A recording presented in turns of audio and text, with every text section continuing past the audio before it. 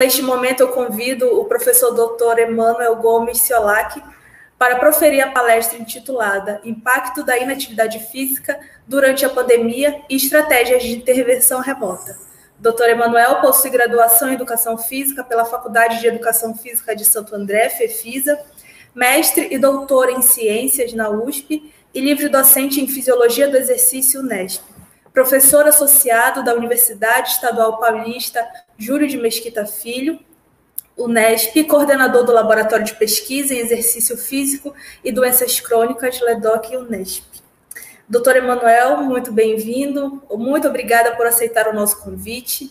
Dizer a você que após sua palestra nós teremos um momento onde nós estaremos, então, interagindo para responder os questionamentos do público, e esse momento será mediado pelo moderador Maicon Souza Pegorari, que é professor do curso de Fisioterapia da Universidade Federal do Amapá e também membro pesquisador do NEPESC. Então, fique à vontade e uma boa palestra.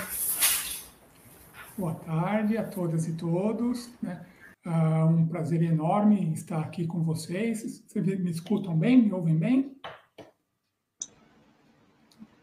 Sim, Emanuel. Agradeço também ao convite do pessoal do NEPESC, para estar falando aqui um pouquinho sobre a minha especialidade, que é sobre a atividade física, e aqui especificamente durante esse processo de Covid-19 para a população idosa, e espero contribuir um pouquinho aí com o evento de vocês. Vou iniciar aqui a minha apresentação.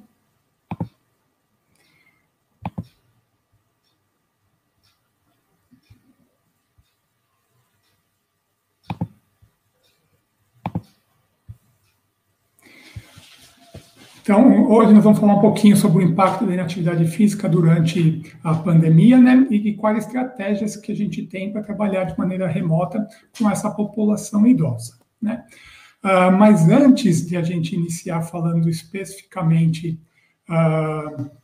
sobre o assunto principal, aqui nessa palestra, acho que vale a pena a gente reforçar um pouquinho de alguns aspectos do envelhecimento e do papel profilático e terapêutico na promoção de saúde da atividade física ao longo do envelhecimento. Então, a gente está passando por um envelhecimento populacional em todos os países do planeta Terra, onde, por exemplo, aqui no Brasil, pela primeira vez, a população de idosos está maior do que a população de crianças. Então, a gente tem aqui na figura do mapa global, quanto mais escuro, maior a prevalência de pessoas acima de 65 anos, e a gente vê aqui que o Brasil aqui está entre os mais prevalentes nessa faixa etária. E com o passar dos anos, a expectativa é que chegue a 22%, em 2050, onde nós vamos ter 1,9 milhões de idosos. Então, quase que dobrando a prevalência da população idosa de onde a gente está hoje, lá para daqui a 30 anos à frente. E em 2060, aumentando ainda mais. E quando a gente pensa no envelhecimento, a gente tem, indevitavelmente, algumas perdas relacionadas à idade, Perdas principalmente do ponto de vista fisiológico, que a gente vai diminuindo a capacidade de produção de energia, nossas capacidades cardiorrespiratórias, musculoesquelética, nossos sistemas fisiológicos como um todo vão diminuindo a sua função. Só que o que acontece no envelhecimento natural? Apenas parte da perda que acontece ao longo da nossa vida é parte exclusiva do processo de envelhecimento celular em si. A gente tem inúmeros outros fatores externos que acabam diminuindo, aumentando ainda mais essa perda que acontece com o envelhecimento. E quanto mais a gente tentar controlar esses fatores não relacionados à idade fisiológica em si, melhor. Então, aqui do lado direito aí de vocês, a gente tem alguns fatores comportamentais que a gente pode tentar controlar ao longo da vida para diminuir os riscos de eu ficar um idoso mais debilitado, mais dependente, com mais doenças crônicas. Então, uma delas ali, a obesidade, então todo mundo sabe qual que é o impacto da obesidade para a saúde física da pessoa, né? Mas o impacto principal está associado à saúde cardiometabólica, né?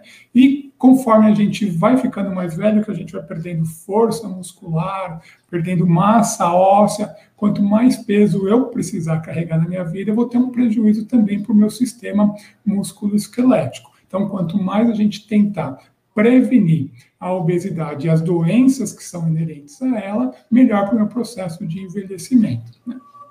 A gente também tem o tabaco e drogas lícitas e ilícitas, né? O uso excessivo de álcool, o uso excessivo de remédios e as drogas ilícitas também, que acabam prejudicando o nosso processo de envelhecimento. A alimentação é outro aspecto que, quanto mais a gente puder controlar, ter uma regrada de frutas, vegetais, né, pouca gordura, principalmente da gordura saturada, vai minimizar o impacto no processo de envelhecimento também. E que a gente vai falar mais fortemente hoje aqui, o sedentarismo e a atividade física, né? Então, quanto mais eu me manter fisicamente ativo durante o meu processo de envelhecimento, melhor para eu tentar minimizar o impacto ao longo do envelhecimento. Quanto menos eu ocupar minhas horas do dia com comportamento sedentário, vendo televisão, parado mexendo no celular, trabalhando no computador, quanto menos tempo eu ficar com comportamento sedentário, melhor também para o meu processo de envelhecimento.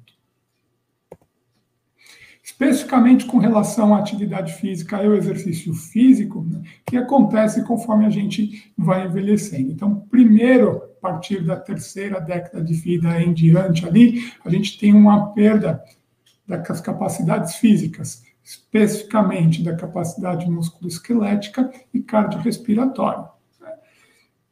Essa perda da capacidade musculoesquelética está associada à perda do número de unidades motoras que a gente tem no músculo, tecido muscular, né? E por aspectos neuromotores também, neurais, que vão fazer o controle ali do meu músculo esquelético.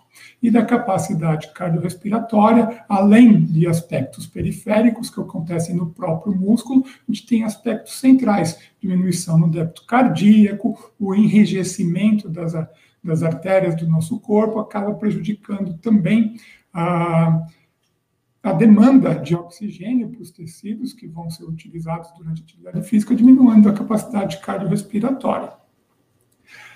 Essas diminuições aqui, do meu lado esquerdo, da capacidade física, acabam prejudicando também alguns fatores de risco.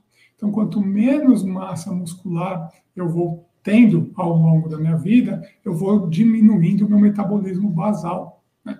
Com a diminuição do metabolismo basal, a mesma energia que eu consumo para manter o meu peso corporal vai precisar ser diminuída também. Então, ao longo do envelhecimento, se eu não fizer nada para tentar combater a perda de massa óssea ou para não reduzir o nível de atividade física, eu vou precisar comer cada vez menos para manter o mesmo peso corporal.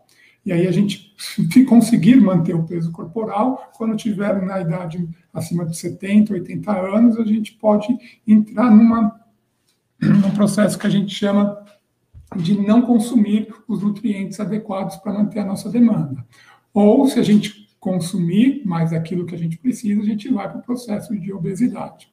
Junto com isso também, a gente tem prejudicado o nosso metabolismo muscular, né? Quanto menos tecido muscular também a gente vai tendo, a gente vai diminuindo a sensibilidade à insulina, estando mais propenso, por exemplo, ao diabetes. Tendo um desequilíbrio metabólico também entre consumo e gasto energético, a gente está mais propenso à obesidade. E principalmente aquela obesidade intraabdominal vai levar a uma série de doenças cardiometabólicas, cardiovasculares também. Tá?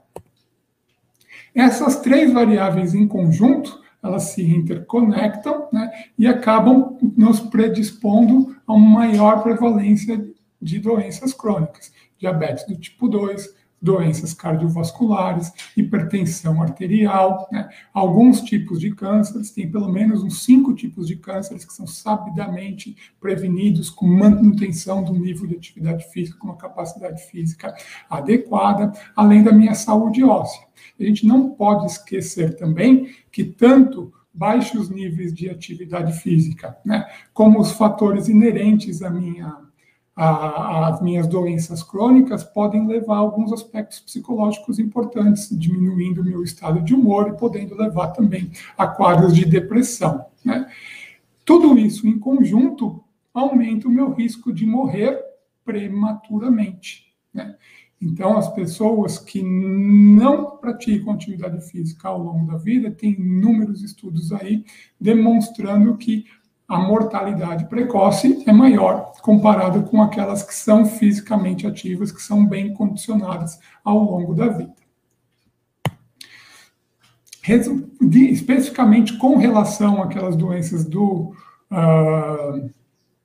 slide anterior, né, fazer menos de 150 minutos, 5 dias por semana, de atividade física moderada, ou 75 minutos de atividade física vigorosa por semana, que são as recomendações da Organização Mundial de Saúde, está associado a um risco de 5,8% a mais de doença coronária, de 7,2% a mais de diabetes do tipo 2, de 10% a mais de câncer de mama, de 10,5% de câncer de colo e intestino e de quase 10% a mais de mortalidade geral, né?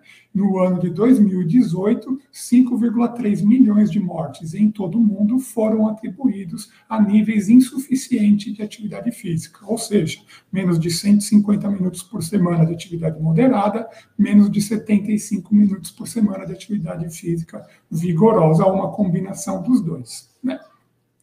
Eu me tornando fisicamente ativo, se a gente eliminasse, né,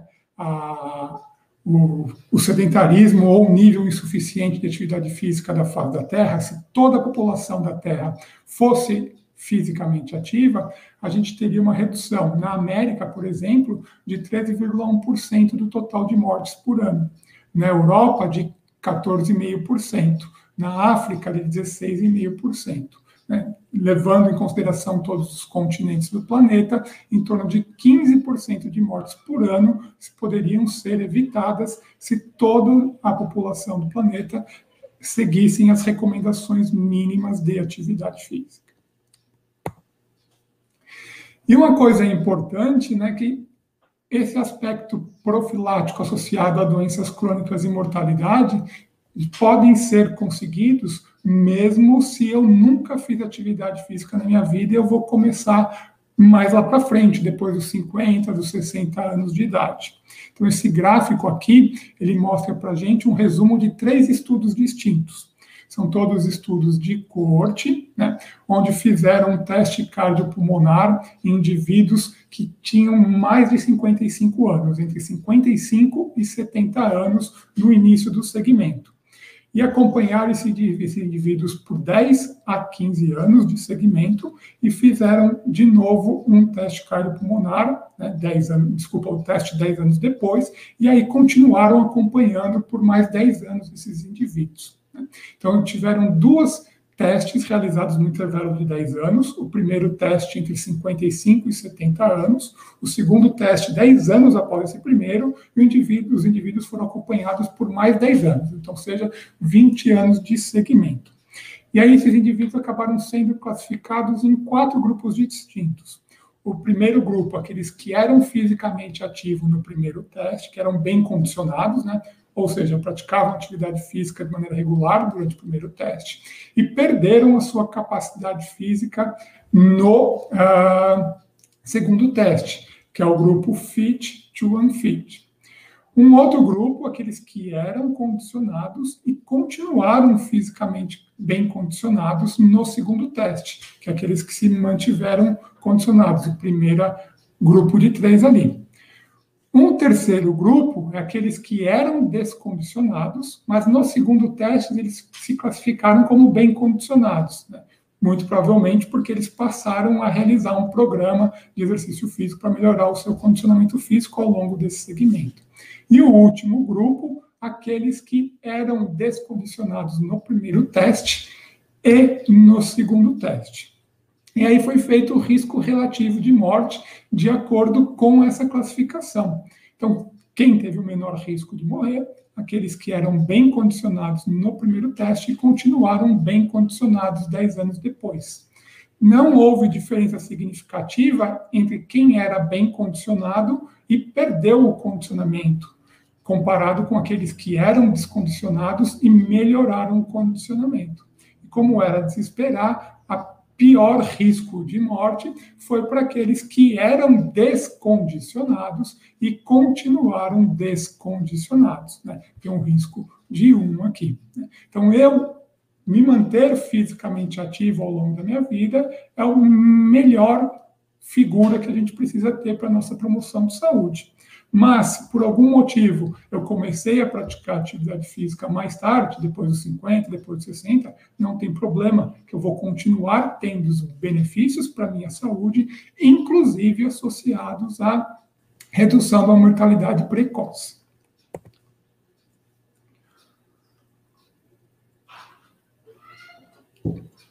Dada essa introdução, né, a gente vai entrar agora no âmbito principal da aula, que é relacionado ao que aconteceu durante o Covid-19. Então, lá em março do ano passado, né, foi decretada a pandemia, onde teve um enorme número de casos em todo o mundo. E o Brasil, um dos piores países com relação tanto ao número de casos quanto ao número de mortes, né? Então, a gente tem, desde o início da pandemia, um crescente, um número muito alto de casos, né? Mais de 16 milhões de pessoas. A gente sabe que isso está subestimado por conta do baixo número de testes, né? E um número elevadíssimo também de mortes, mais de 450 mil mortes até o dia de hoje, né? Quando a gente faz a comparação do Brasil com os restantes dos países do mundo, ele está sempre liderando, tanto em número de casos, a gente tem aqui o mapa do lado esquerdo, né? Quanto mais escuro, pior a prevalência associado a 1 milhão de pessoas, né? A prevalência per capita, e aqui do lado direito também o número de mortes associado a prevalência per capita, o número de mortes por 1 milhão de pessoas. Então, tanto no número de mortes quanto no número de casos, o Brasil lidera entre os 10 primeiros países do mundo por milhão de habitantes, né? E embora a gente tenha tido uma queda recente aqui, desculpa, a cachorra está latindo aí, faz parte desses tempos, nas aulas, nos tempos de pandemia, né? Então, embora aqui do lado direito a gente veja uma queda no número de mortes nas últimas semanas, né? Mas esse número de mortes está seguido por uma estabilização, né, em números patamares bem altos, em torno de 1.700 a 2.000 mortes por dia. Enquanto que o número de casos continuou aumentando, deu uma leve estabilizada, mas continua ainda subindo. E, dentre as estratégias de prevenção, para a gente tentar tanto diminuir o número de casos e, como consequência, diminuindo o número de casos, diminuir a mortalidade, a gente tem as estratégias não farmacológicas muito bem divulgadas aí na mídia. Então, a gente tem que manter o distanciamento entre as pessoas, fazer o uso de máscara, de preferência, uma máscara adequada que realmente proteja, fazer uma boa higiene das mãos, né? Caso eu toque alguma superfície que, porventura, possa estar contaminada, não tocar minha mão com as mucosas, né? E evitar aglomerações, ficar em ambientes fechados com outras pessoas. E agora, né, mais recentemente, desde o início do ano, a vacinação, né? Então, são todas as estratégias de prevenção que a gente pode utilizar para tentar minimizar o número de casos de Covid-19 e, consequentemente, a mortalidade. Como a vacinação é mais recente, a gente ainda está longe de atingir uma imunidade de rebanho através dela, né? Manter o distanciamento social e todas as outras ferramentas, incluindo não se aglomerar, não ficar em ambientes fechados com outras pessoas sem a devida proteção, continua sendo recomendado. Só o que acontece com essas recomendações, né? A literatura vem mostrando para a gente consistentemente, desde junho do ano passado, que as medidas utilizadas para restringir a mobilidade, né, para diminuir, que a gente precisa diminuir a disseminação do vírus, levaram ao aumento da inatividade física, né? Então, por aqui, o primeiro estudo que foi publicado com relação a isso foi um estudo feito com um inquérito pela internet, pegando mais de 20 mil pessoas em todo o planeta, inquérito em português, em inglês e espanhol, né? E observou que nos primeiros 2 meses, né, de confinamento, né, das estratégias de lockdown, vamos dizer assim, houve uma redução de 33% no nível de atividade física vigorosa e moderada e de 34% na caminhada, levando em consideração as 3 tipos de atividade, caminhada, atividades moderadas, não tirando a caminhada e atividades vigorosas, de 33,5%. Né? Então, a média da população estudada diminuiu de 108 minutos por semana para 72 minutos por semana de atividade física, um nível muito baixo, né? E, além disso, também teve piora de hábitos alimentares. Depois desse estudo, vieram inúmeros outros estudos mostrando essa mesma situação, tanto em populações com doenças crônicas, então a gente tem estudo com indivíduos com diabetes, com insuficiência cardíaca, populações clínicas específicas, né, com cirurgia bariátrica, né, e eu queria chamar a atenção aqui por um que foi publicado recentemente, feito com a população brasileira, que observou durante a primeira onda do Covid-19 aqui no Brasil. Então, foi um inquérito feito ali entre junho e agosto, né, do ano passado, onde incluiu quase que 40 mil pessoas de diferentes faixas etárias, né, incluindo indivíduos idosos. E comparou como eles eram antes da pandemia com depois da pandemia. Então, a gente vê primeiro já um quadro preocupante, e a gente pensando aqui nos indivíduos acima de 60 anos também, que apenas 18,5% atingiam as recomendações mínimas de atividade física antes da pandemia. Então, antes da pandemia, o número de pessoas atingindo o mínimo recomendado já era muito pequeno. Tá? E o que aconteceu depois desses primeiros 3 meses, durante essa primeira onda? Houve uma incidência, ou seja, desse número inicial aqui, houve um aumento na população idosa, que é o nosso foco principal aqui, de 64% do nível de inatividade física, de ser classificado como insuficientemente ativo, ou seja, fazer menos de 150 minutos de atividade moderada ou menos de 75 minutos de atividade vigorosa por semana. E, além disso, houve um aumento do tempo excessivo de tela, de ficar 4 horas ou mais na frente da TV ou na frente do computador ou tablet, né? Então, houve um aumento de 29,8% e de 24,5% na incidência desse tempo de tela excessivo, né? Então, aí a gente vem com 2 perguntas para a gente tentar responder desse ponto em diante aqui da palestra. A primeira delas, né, qual que é o impacto da atividade física ou da inatividade física para a pandemia de Covid-19. E a segunda delas é qual o impacto do aumento da inatividade física durante a pandemia de Covid-19. Então, a primeira delas está mais associada com aquela primeira tabela do slide anterior, né? Então, uma grande prevalência de uma população fisicamente inativa. Pessoas fisicamente ativas, a prevalência é muito pequena. Qual o impacto disso para a pandemia de Covid-19? E a segunda, dos slides anteriores, com aquela aumento da inatividade física, com a redução no nível de atividade física, o que isso pode impactar, não só na Covid-19, mas para a saúde da população, principalmente da população idosa.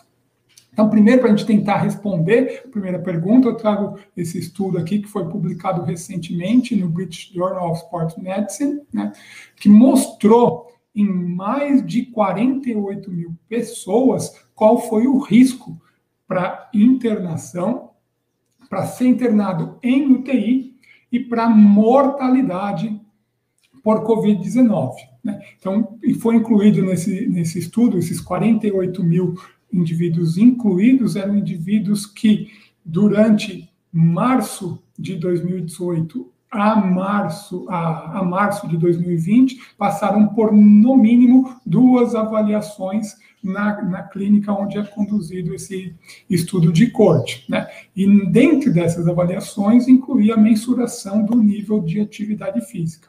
E aí, esses indivíduos foram classificados em 3 grupos.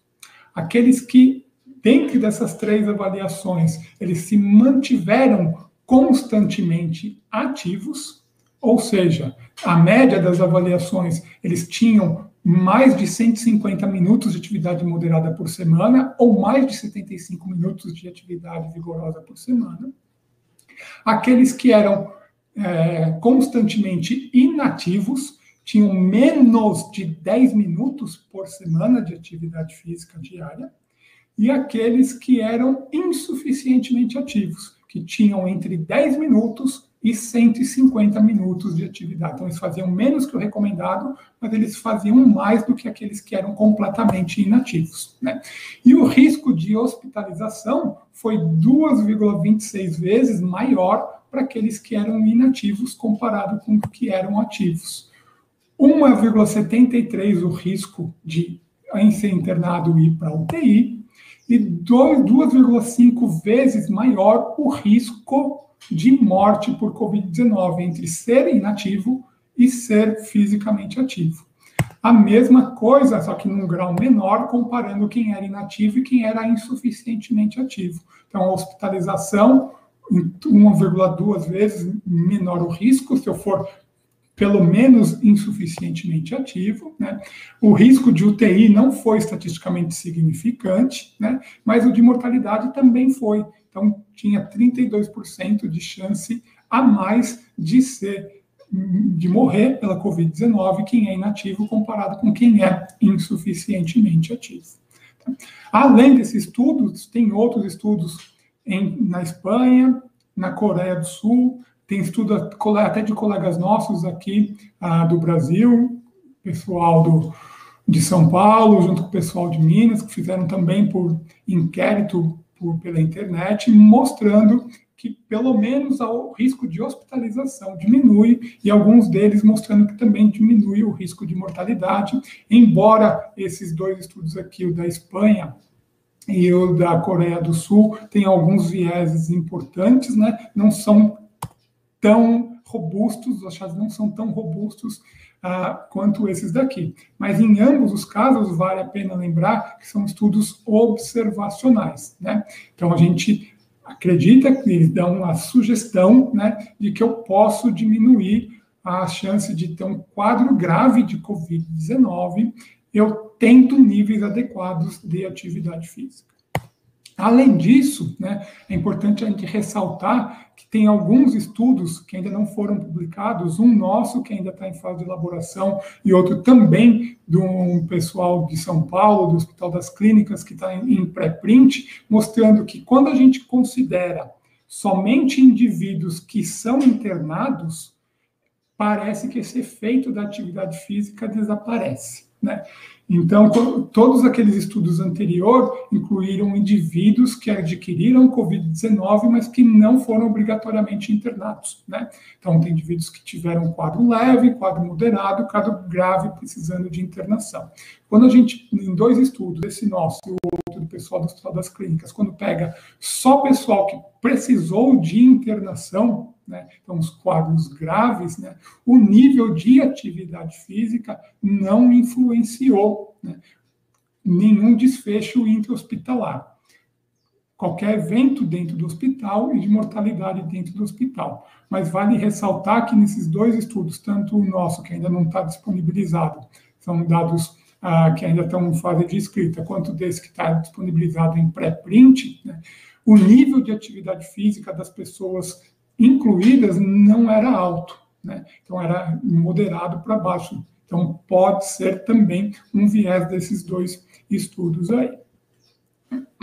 E por fim, né, a atividade física ela pode também ter um aspecto profilático, agindo indiretamente em outras comorbidades. Então, a gente tem aqui uma série de fatores de risco, né, para a Covid-19, quando um elevado IMC, a idade elevada, a atividade física não vai influenciar a idade, mas influencia no IMC, influencia em algumas doenças crônicas, como diabetes, né, como a doença cardiovascular, e eu me mantendo fisicamente ativo, não deixando eu desenvolver, por meio não só da atividade física, mas por outros aspectos de saúde, ganhando peso corporal, não deixando ganhar peso corporal, não piorando a minha saúde cardiometabólica, a inatividade física também influencia de maneira indireta os desfechos da Covid-19. Tá? Como que a gente pode fazer para tentar combater isso? Antes da gente falar sobre isso, vamos tentar ver o que acontece com a redução da atividade física durante a pandemia, que eu fui mostrado anteriormente também. Então, lembra que há alguns estudos mostrando pelo menos 33% de redução do nível de atividade física nos primeiros meses, aqueles primeiros 4 meses de pandemia. Essa redução de atividade física ela pode trazer inúmeros malefícios, especialmente para a população mais velha. Dentro desses malefícios, a gente tem alguns relacionados à saúde cardiometabólica, né? Então, diminuição da sensibilidade à insulina, então ficar apenas 10 dias com um nível de atividade física muito sedentário, eu pioro bastante a minha sensibilidade à insulina e vai me predispor a desenvolver diabetes, por exemplo, a desenvolver também a aterosclerose, né? Aumenta o número de citocinas inflamatórias, me predispondo a ter um maior risco cardiovascular, piora o meu perfil lipídico, né? Diminui o controle da pressão arterial, ou seja, a chance de eu aumentar meus níveis pressóricos aumenta, tem impacto também para a minha frequência cardíaca, para a minha função endotelial e para a minha capacidade física. Dependendo do tempo que eu ficar, vou piorar minha capacidade cardiorrespiratória, minha capacidade musculoesquelética e também a minha qualidade de vida, né? Tudo isso em conjunto se eu já tenho uma doença crônica, vai piorar o controle dessa doença. Então, eu ficar fisicamente inativo, se eu já tenho uma doença de base, vai piorar esse controle da minha doença. Vai fazer com que eu tome mais medicamento para controlar a minha pressão, que eu tome mais medicamento para controlar o meu diabetes, e assim por diante, né? E pode, né, como consequência mais ali na frente, já num tempo mais prolongado, aumentar a minha morbidade e a minha mortalidade. Entrando especificamente num estudo nosso de revisão que a gente fez, a gente demonstrou qual seria o risco dessa inatividade física para os indivíduos com diabetes. Antes de a gente mostrar esse risco, vamos entender a relação entre diabetes e Covid-19. Então, primeiro, né, que a Covid-19, os indivíduos com diabetes, ele tem um risco aumentado de desenvolver a Covid-19 e os quadros graves da Covid-19. Dos quadros graves, 10% das pessoas que precisaram de internação são diabéticas. É a segunda maior comorbidade, né? E essa risco pode ser influenciado pelo controle glicêmico. Então, indivíduos diabéticos que têm um pobre controle glicêmico, que tem uma glicemia de jejum maior que 180 miligramas por decilitro, tiveram um pior prognóstico durante a internação. Então, tiveram um aumento de inúmeros marcadores, linfopenia, neutrófilos leucócitos, proteína C reativa, D-dímer, e uma maior incidência de uma baixa saturação de oxigênio comparados com aqueles que tinham um bom controle glicêmico. Além disso, eles tiveram uma maior severidade, associado a maior quantidade de lesão cardíaca, de lesão hepática, de choque séptico e de síndrome respiratória aguda. E também eles morreram mais quando comparados com aqueles que tinham a glicose bem controlada. Mesmo sendo diabéticos, tinham uma glicose bem controlada, né? Tiveram um melhor prognóstico com relação a todas essas variáveis. E aí, então, a gente estimou o quanto que aquela redução de atividade física poderia impactar a população com diabetes, tanto a incidência, para quem não tem, quanto a mortalidade para quem tem. Então, se a gente mantiver aquela redução que foi mostrada em um dos estudos, de 33,5% por um período relativamente prolongado, né? O que pode acontecer com o número de casos de diabetes ao longo do tempo? Aumentar em 11,1 milhões por ano. Né? E o que pode acontecer em relação às mortes atribuídas à diabetes? Aumentar também em 1,7 milhões por ano. Então, se nada for feito para tentar reverter aquela inatividade física que as estratégias para diminuir a disseminação do vírus levaram, eu vou ter, no caso específico da diabetes, uma maior incidência e uma maior mortalidade. Né? Colegas nossos do Hospital das Clínicas mostraram algo parecido em relação a doenças cardiovasculares. Então, aqui, em relação a aumento no nível de inatividade física, se aumentar em 10% o nível de inatividade física comparado ao que é hoje, o quanto que aumenta tanto o número de casos quanto a mortalidade. Conforme se aumentar para 25%, aumenta ainda mais o número de casos de doenças cardiovasculares e o de mortalidade por doenças cardiovasculares. Se a redução do nível de atividade física for de 50%, perdurar por um período prolongado, o número de casos de doenças cardiovasculares estimados e a mortalidade também aumenta ainda mais. Dado isso, o que a gente pode fazer de maneira segura durante a pandemia para tentar combater esse quadro que foi demonstrado até agora, né? Uma maneira muito segura é eu me manter fisicamente ativo dentro de casa. Então, fazer atividade física dentro de casa, monitorado por um profissional, ou até mesmo sem a monitoração, desde que seja passado algo educativo antes, é seguro e é efetivo para minimizar os impactos da inatividade física, para eu me manter fisicamente ativo, para eu manter níveis adequados de força muscular, de capacidade física, para eu controlar as variáveis cardiometabólicas inerentes à inatividade física. Né?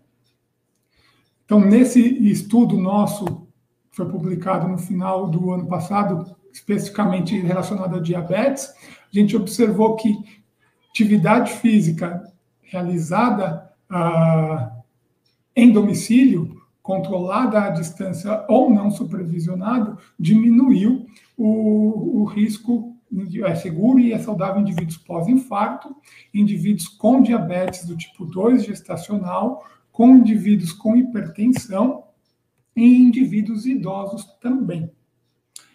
Especificamente com indivíduos idosos, tem uma meta-análise bem fresquinha, bem recente, né, que viu o efeito dos estudos que analisaram o efeito do treinamento domiciliar não supervisionado em idosos vivendo na comunidade. Então, o treinamento resistido não supervisionado só foi passada a orientação de como as pessoas fazerem, ou por vídeo, ou por cartilha, né, ou por um programa educacional antes, e foi orientado que as pessoas fizessem por conta a atividade física resistida, o exercício da musculação, né, com peso corporal, com implementos que podem ser utilizados em casa, foi seguro, não demonstrou uma incidência preocupante de lesões, né, de machucados, né, e aumentou a força muscular,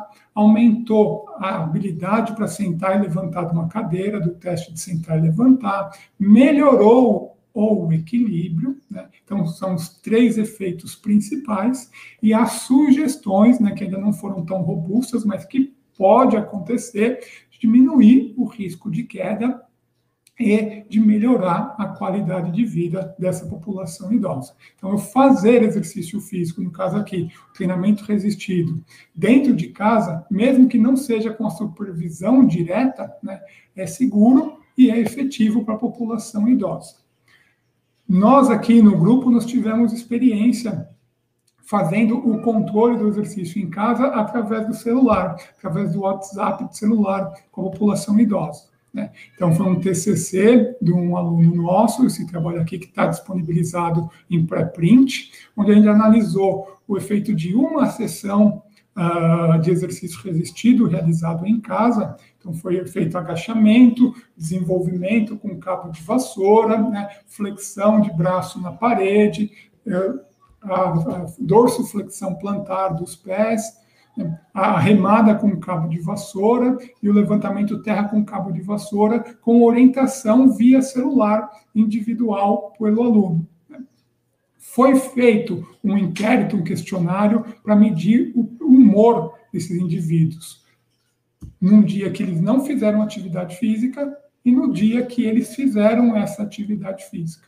Então, comparando o dia que eles não fizeram com o dia que eles fizeram a atividade física, foi observada, após a sessão de exercício físico, uma redução na tensão, na depressão, na raiva, um aumento no vigor e uma diminuição na confusão mental dessa população idosa.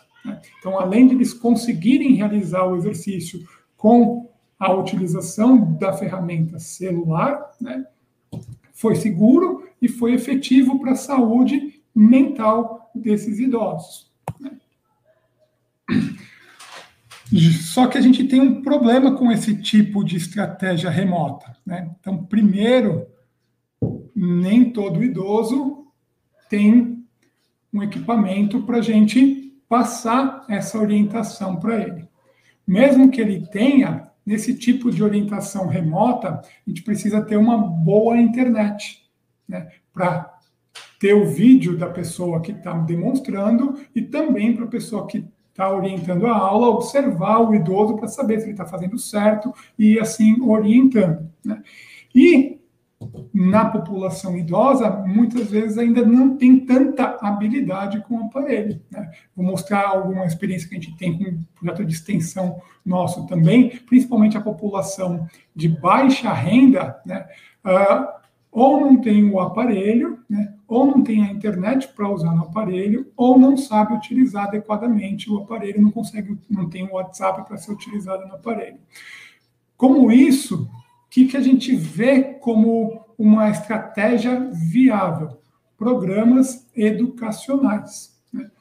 Eu educar o indivíduo para ser fisicamente ativo tem demonstrado na literatura que aumenta o nível de atividade física, aumenta a capacidade física. Em algumas doenças onde foi investigado esse tipo de estratégia, melhora o controle da doença também. Então, eu trago aqui para vocês também uma experiência nossa, foi o mestrado do Messias, né? Está publicado lá no BMC Musculoskeletal Disorders, onde a gente viu o efeito de um programa educacional em indivíduos que tinham osteoartrose de joelho.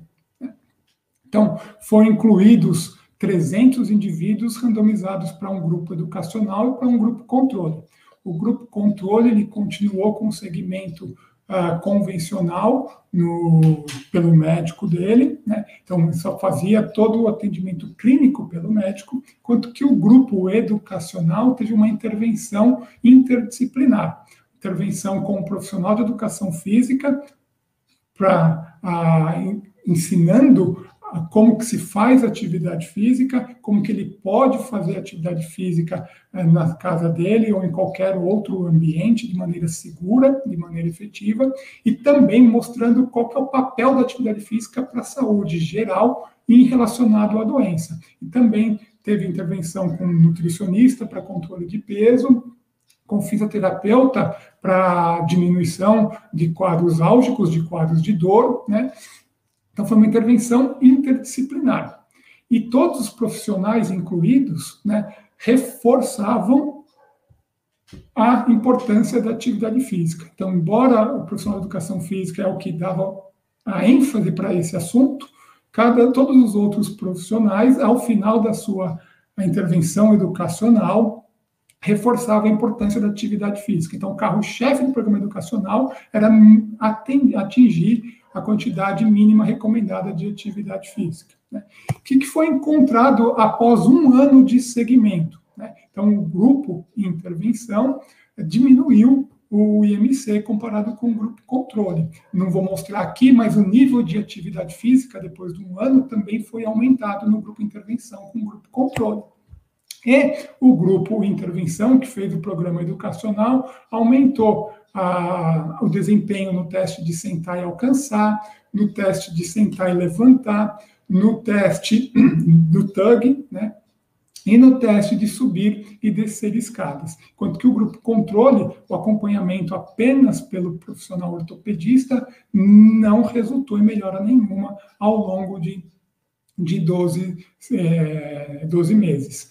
Esse trabalho ele continuou por 2 anos e mais 4 anos, eu não tenho os dados aqui para mostrar, mas o aumento do nível de atividade física e o efeito para a capacidade funcional, sentar e levantar, TUG, subir e descer escadas, perdurou mesmo após 4 anos essa intervenção educacional. Né? Aqui também a gente tem uma experiência com o projeto Ativa Melhor Idade,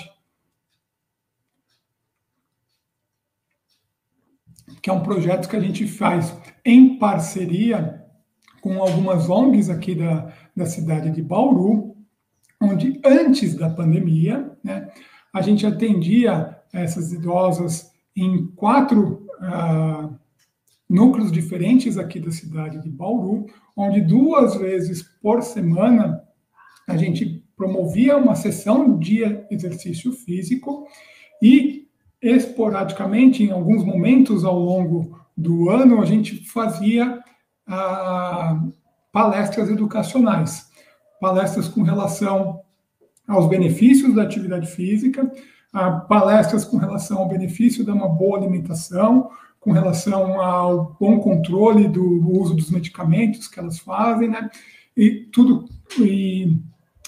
Palestras educacionais como um todo, mas o foco principal nosso também era promover a atividade física por meio dessas palestras, fazer com que elas não ficassem simplesmente restritas às sessões 2 vezes por semana, mas que elas fizessem atividade todos os dias na sua casa, na praça, no parque, onde elas pudessem fazer. Né?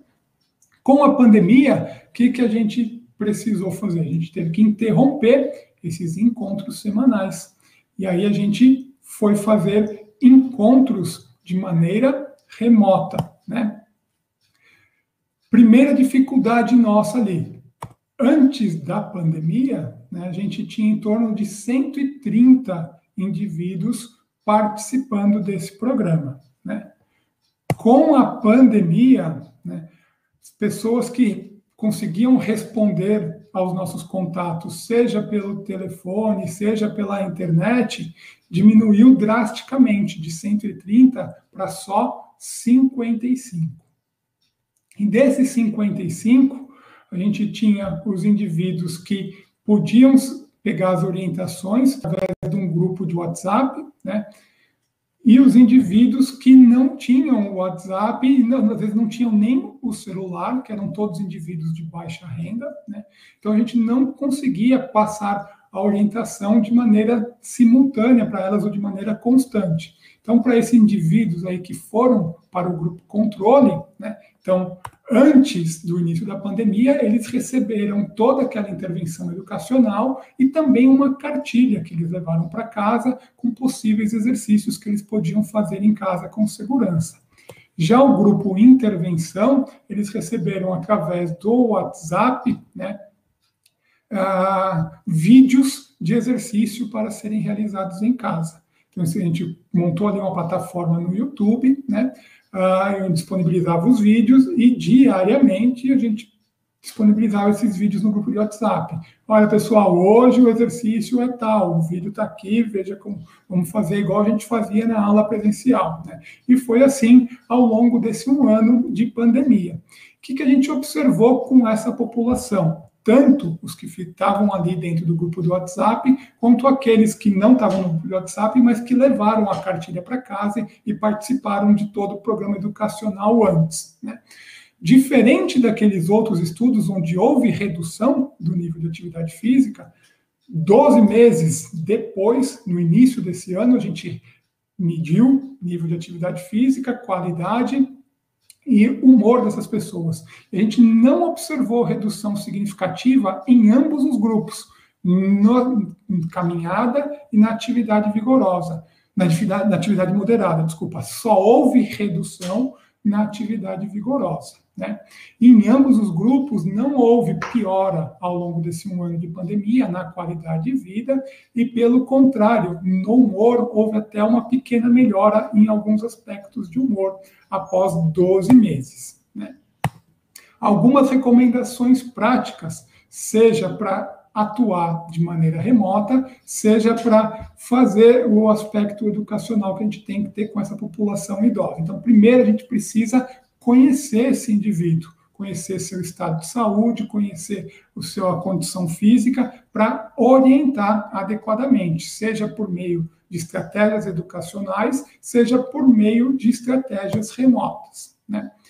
O que é importante? Qualquer atividade executada corretamente é melhor do que não fazer nada. Então, lembra daquele estudo anterior do pessoal lá dos Estados Unidos, que mesmo eu ser insuficientemente ativo, para a Covid-19, por exemplo, foi melhor do que o indivíduo que era bem inativo, né? Então, fazer qualquer coisa, mesmo que eu não atinja o mínimo recomendado, é melhor do que não fazer nada, né? E o slogan agora da Organização Mundial de Saúde com relação ao nível de atividade física é qualquer movimento importa.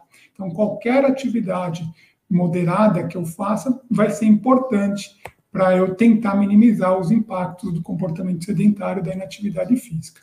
Ao iniciar esse programa, que eu não estou acostumado a fazer antes, eu vou dar preferência para fazer atividades bem simples, né, que não exigem muitos objetos ou nenhum movimento ali mais difícil, principalmente para essa população idosa, né?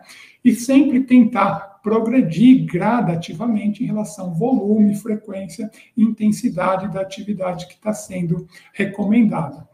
E, caso eu não tenha, aí já para o público mais idoso que vai fazer atividade física, que procure um profissional capacitado para orientar, caso ele não tenha a experiência prévia, não tenha uma outra ferramenta. Há muitos profissionais que estão trabalhando de maneira remota que podem auxiliar nessa orientação, né?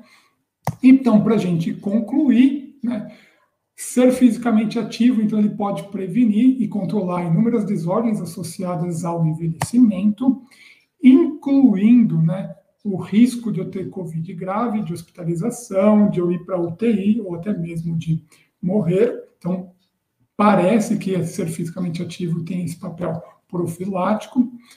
A inatividade física e o tempo sedentário aumentaram, isso é um fato, durante esse período de isolamento social, mas só que há estratégias que eu posso fazer de maneira remota, de maneira segura, para tentar combater essa inatividade física. Então, atividades utilizando plataformas remotas ou até mesmo programas educacionais, né? Também podem ser bem efetivos e seguros para eu tentar combater essa inatividade física, né? Deixo aqui os meus contatos. Quem conhecer um pouquinho mais sobre a gente pode entrar em contato e agradeço mais uma vez a oportunidade de estar palestrando aqui nesse evento.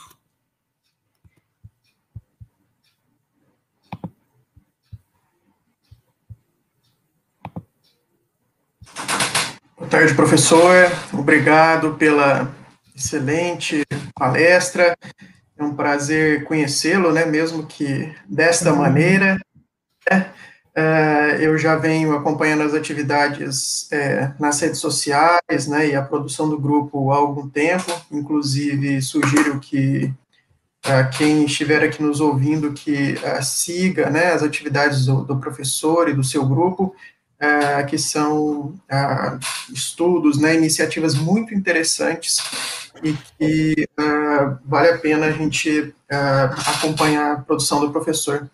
De fato, a questão do distanciamento social, né, ela trouxe, né, uma série de impactos aí, e de fato estar em casa, né, especialmente para o idoso, né, e aí nós temos a questão da atividade física propriamente, né, e os seus benefícios, né, mas a gente se refere também em outros aspectos, né, como, por exemplo, a possibilidade do idoso manter, né, o seu vínculo, né, e as redes sociais, né, o seu vínculo de rede de suporte social, que ele mantinha ativamente, né, então não é necessária, não era somente a prática do exercício em si, né, mas o exercício também ele trazia uma série de outros benefícios que acabavam ali integrando, né, essa questão da rede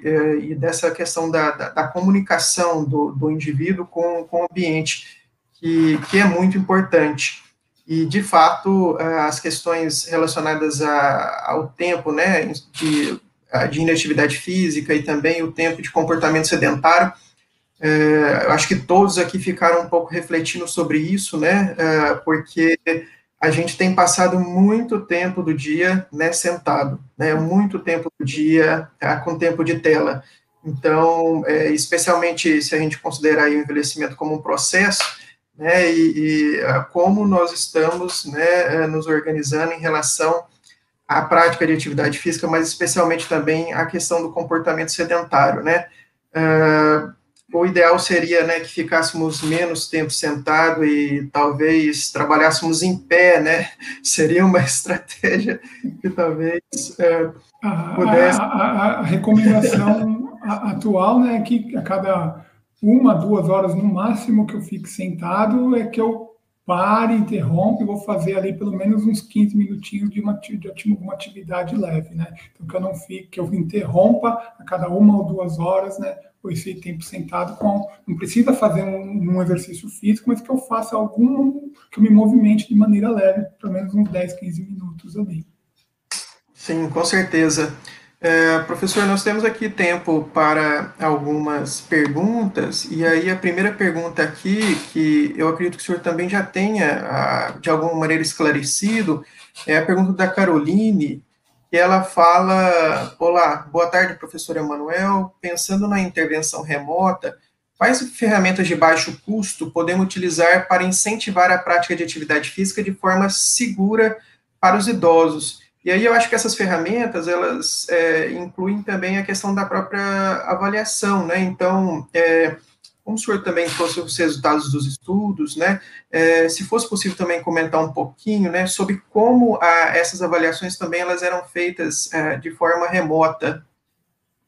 Isso. As avaliações de maneira remota eram feitas para quem tinha o acesso ao celular através do Google Forms, né, então eu mostrei só o aspecto do nível de atividade física, da qualidade de vida e do aspecto do humor, mas dentro desse questionário que a gente fazia, incluía também como que estava o estado de saúde, se melhorou, se piorou, se estava tomando medicamentos, se houve aumento de medicamentos, né, para acompanhar esses indivíduos. Então, foi tudo por meio ou de Google Forms, para quem poderia acessar a internet, ou para quem não poderia, através de telefone, né.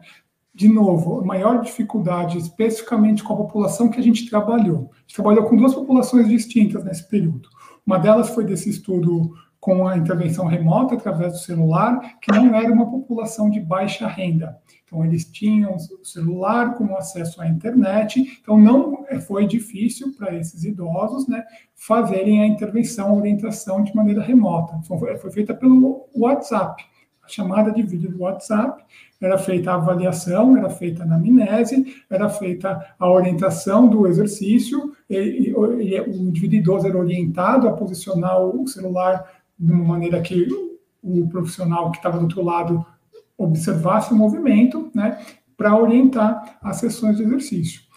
A outra foi por esse grupo maior do Ativa Melhor Idade, que já é uma população, além de ser um grupo maior, que já dificulta um pouquinho as chamadas individuais, né? Então aí teriam que ser chamadas em grupo, mas até agora a gente não conseguiu fazer chamadas em grupo por conta do aspecto da interação deles com as ferramentas digitais. Então eles não conseguiram, são pouquíssimos que conseguiram entrar no Google Meet ou em alguma outra plataforma para fazer chamada em grupo, né?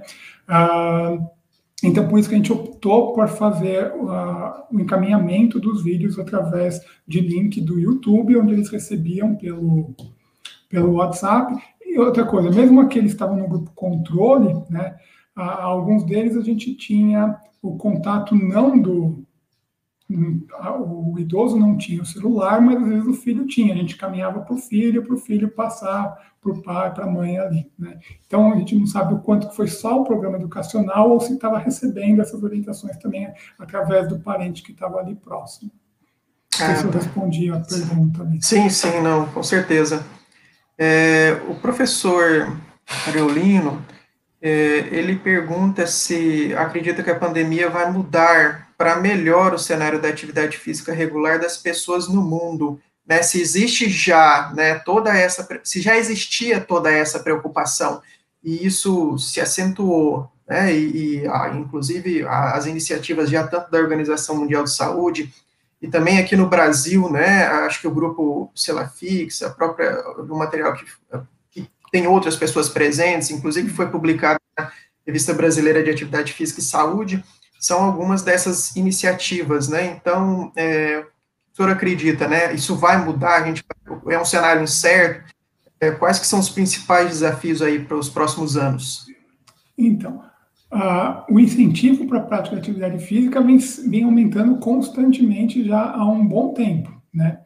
E mesmo ele tendo aumentado há um bom tempo, a gente vê relativamente constante a prevalência de inatividade física, né? Então, muita gente já sabe qual que é o benefício da atividade física, é reforçado às vezes pelo médico, pelo profissional que ele entra em contato, a mídia, inúmeras reportagens a gente viu ao longo desse período da importância de se manter fisicamente ativo durante esse período, né? Só que, do outro lado, a gente tem um ser humano que tem as suas barreiras para ficar fisicamente ativo.